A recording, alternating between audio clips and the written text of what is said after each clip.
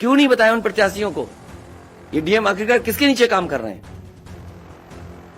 और बनारस जैसी पोस्टिंग किसी डीएम को मिली होगी, इस डीएम को मैं भी जानता हूं। जब पहली पोस्टिंग मैंने मुजफ्फरनगर दी थी, मैं नहीं जानता हूं ये डीएम कौन है, किसकी सिफारिश पे ये मुजफ्फरनगर पहली बार गया था। बेईमानी करा रहा है ये डीएम। परिणाम के बाद बहुत कुछ उत्तर प्रदेश की गवर्नर आनंदीबेन पटेल पर निर्भर करेगा। और खाली ऐसा नहीं है कि यह अनुमान की बातें मैं कर रहा हूं, यह अनुमान की बातें खुद अमित शाह भी कर चुके हैं और तमाम नेता भी कर रहे हैं।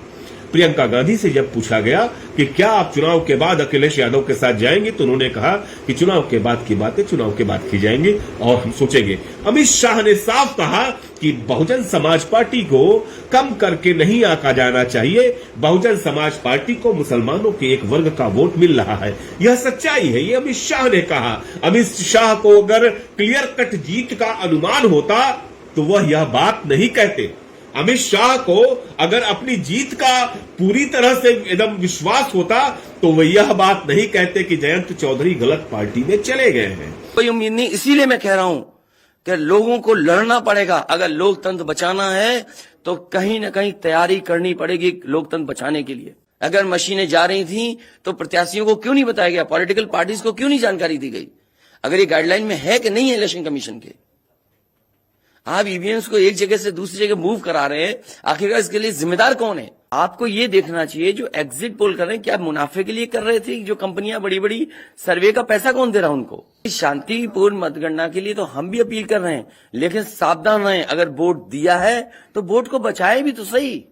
अगर ईवीएम्स खुली सड़क पे इस तरह जाएंगी, आप क्या उम्मीद करोगे? आपके बैलेट पेपर पकड़े जा रहे हैं। इसीलिए तो मैं कहता हूं सच्चे पत्रकार भी हमारी मदद करें, सच्चे अधिकारी मदद करें, सच्चे जो लोग हैं, जो अगर आज नहीं तो कल अफसोस होगा। इसीलिए जो लोग लोकतंत्र बचाना चाहते हैं वो सब आगे आए। यह एग्जिट पोल्स जो दिखा रहे हैं वह सच्चाई से बेहद परे है। उत्तर प्रदेश में पहला, दूसरा, तीसरा, पांचवा और सातवां चरण, चौथे और छठवें चरण की बात नहीं कर रहे, वह कहीं न कहीं से समाजवादी पार्टी के और गठबंधन के पक्ष में गई हैं।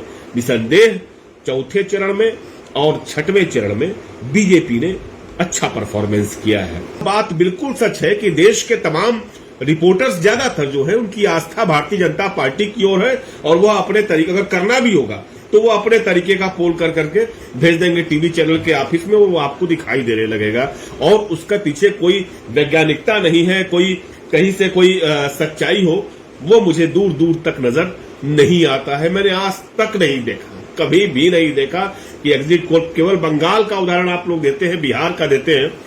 2012 में उत्तर प्रदेश में एग्जिट पोल ने हंग असेंबली का ऐलान किया था कि हंग असेंबली आएगी। और हुआ ये कि जब चुनाव के नतीजे आए तो अखिलेश यादव की लैंडस्लाइड विक्ट्री थी 2012 की। मायावती की 80 सीटें आई और बीजेपी को 47 सीटें मिली, जबकि कुछ पोल्स में यह बताया गया था कि भारतीय जनता पार्टी जो है वह विनिंग स्थिति में आ सकती है। यह एग्जिट पोल की कहानी है, पूरी तरह से उत्तर प्रदेश में फेल हो गई।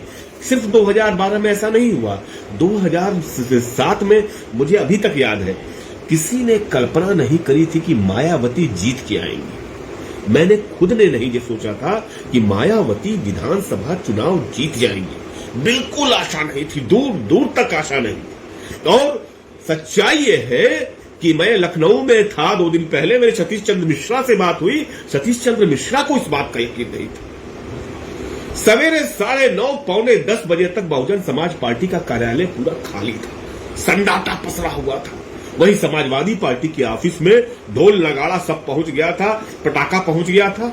लेकिन 10 साढ़े 10 बजते बजते 10:30 बजा, बहुजन समाज पार्टी की ऐसी रेल आगे बढ़ी जो आप लोगों ने बंगाल में देखा होगा कि बंगाल में सवेरे उठे सारे चैनल एक दिन पहले तक बोल रहे थे कि बहुत भारतीय जनता पार्टी की लैंडस्लाइड विक्ट्री।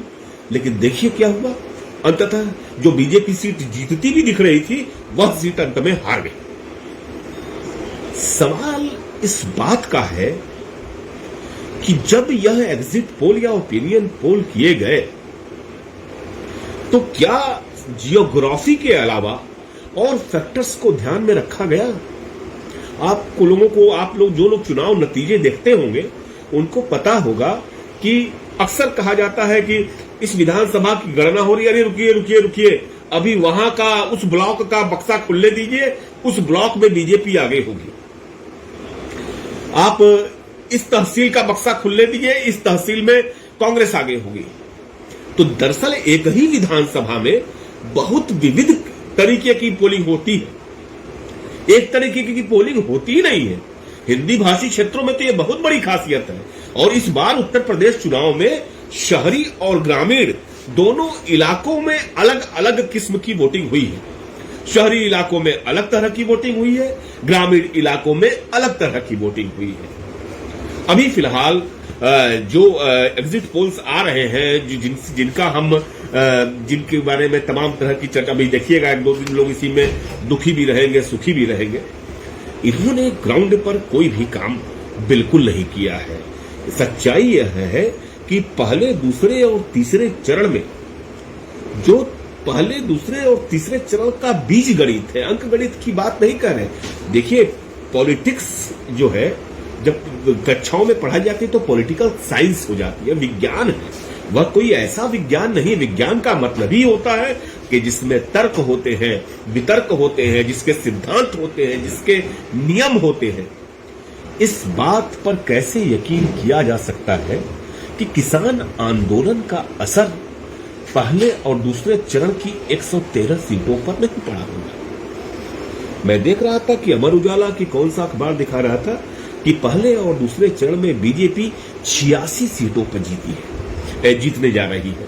यह अकल्पनीय है, यह बेहद आश्चर्यजनक है, यह संभव ही नहीं। सच्चाई यह है कि आज 7वें चरण का मतदान हुआ है। आज यह बात बिल्कुल साफ साफ दिख रही है कि इन 56 सीटों में जिनमें आज मतदान हुआ है, भारतीय जनता पार्टी को 14 से लेकर 22 सीटें सिर्फ मिल सकती है। उससे आगे आंकड़ा नहीं बढ़ सकता। यह तय है कि बनारस की संसदीय, पूरा बनारस जिले की जो सीटें हैं उनमें भारतीय जनता पार्टी को पिछली बार की तरह जो 8 में 8 पाई थी, 2 से 3 सीटों का नुकसान होने जा रहा है। निश्चित तौर पर यह सीटें विपक्ष के पास जाएंगी। सोनभद्र जनपद में मुझे नहीं लगता कि भारतीय जनता पार्टी को एक भी सीट मिलने जा रही है। लेकिन एक बात और भी याद रखनी होगी कि भाजपा ऐसा नहीं है कि भाजपा ने चुनाव अच्छा नहीं लड़ा है। अंतर है, 2017 में मोदी के नाम पे चुनाव लड़ा गया था, इस बार योगी के नाम पे चुनाव लड़ा गया। 2017 में योगी आदित्यनाथ मुख्यमंत्री का चेहरा नहीं थे, उस वक्त इतनी बड़ी जीत बीजेपी को हासिल हुई। इस बार योगी आदित्यनाथ मुख्यमंत्री पद का चेहरा है, स्थापित तौर पे है। जो मोटे तौर पर, मैं कोई एग्जिट पोल नहीं बता रहा, मैं किसी प्रकार का कि भविष्यवाणी नहीं कर रहा, मैं सिर्फ जो मेरा अपना अनुमान है, भविष्यवाणी में, एग्जिट पोल में और अनुमान में, यह तीनों अलग अलग चीजें हैं।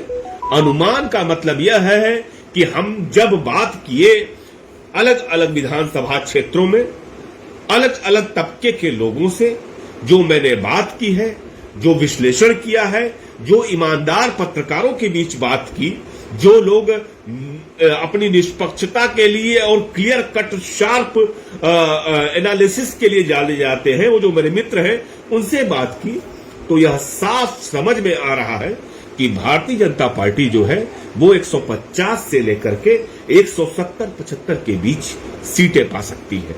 यह बात साफ नजर आ रही है। दूसरी तरफ यह बात भी साफ दिख रही है कि समाजवादी पार्टी को निसंदेह सरकार बनाने के लिए सहयोग लेना पड़ेगा, लेकिन समाजवादी पार्टी की कुल सीटें 200 से 220 के बीच होंगी। मैं फिर से कह रहा हूं, यह मेरा अपना अनुमान है।